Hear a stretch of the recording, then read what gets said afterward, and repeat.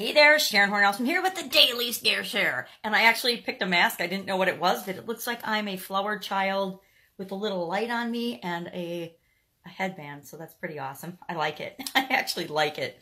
It messes with my light, but my light's always messed up anyway. Today, day actually 395 of the Daily Scare Share. Doing one thing a day that stretches my comfort zone or scares me a little bit from the little journal type book, Do One Thing a Day That Scares You.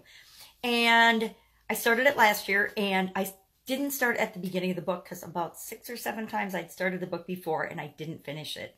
So I wanted to go back and cover all the pages so that you have everything that's in this amazing little journal type book and can do it along with me if you so choose. And it's just a matter of thinking about every single day, picking one thing that you can do that stretches your comfort zone a little bit and moves you toward what you want. That's what the project's all about. So today is what I call a sayings day, and I need my magnifying glass to read it, of course. It says, "For my part, I travel not to go anywhere, but to go. I travel for travel's sake.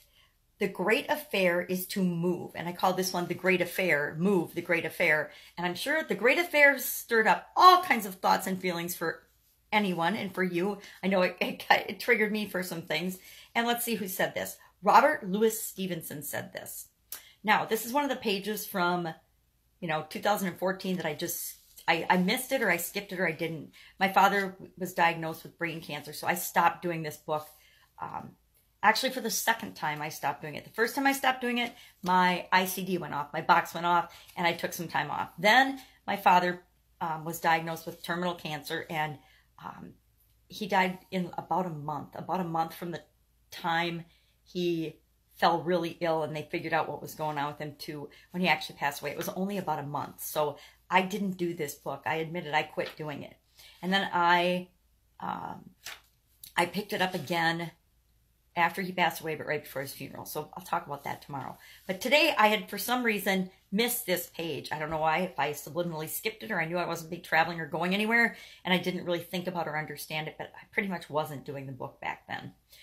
But as I think about this, the challenge says when I moved, or where I moved today, like where I moved. And I'm thinking about ing words that end in ing, because action and motion and movement and going and doing and being and having, to me, are what makes my fear of anything and stretching my comfort zone easy. Because if I'm moving and taking action, I get momentum. And I'm not afraid. When I'm moving and doing and acting, I might be afraid when I initially take that first step. But once I get moving, I'm not afraid anymore. And my comfort zone kind of naturally stretches. It's easy to try and do and make new things. It's the hardest. I joke about this, but I tell my kids, because they're not morning people, the hardest thing you will ever do on any given day is get out of bed.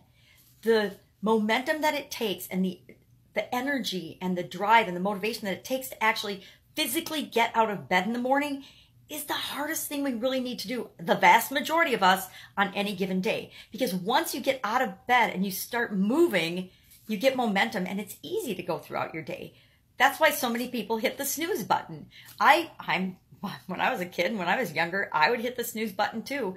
And I learned when I was a teenager, if I was going to be ready for school on time and not miss the bus and have to ride my bike or get a ride to school, begging and calling someone to give me a ride to school, I had to get up on time.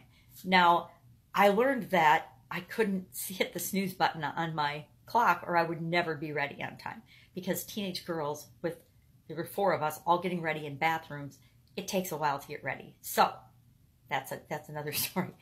My whole point is moving, momentum. Once you get moving, once you take action, everything becomes easier. So today, what can you do to move for movement's sake? What are some ing words? Pay attention when you're going about your day to the words that you're using in your head and as you're traveling about your day that end in ing, because those are action words. Those are verbs. Verbs are action words, right? Remember that from English class? So what are you doing? What are you inging all day long? Pay attention. Share in the comments below. I would love to know what you're doing and how you're moving today. I'm actually physically moving, so I've talked about that a lot because it's a huge project for me and a huge undertaking. So that's it. Not really very scary to move. I mean, it is for some of us, but it's a lot less scary to move and take action and to stretch our comfort zone than it is to look back and regret the actions we didn't take. The smiles we didn't smile at people, the hugs we didn't give them, the moves we didn't make, the people we didn't tell we love them and now they're gone. There's so many things like that, and I want you to never regret anything.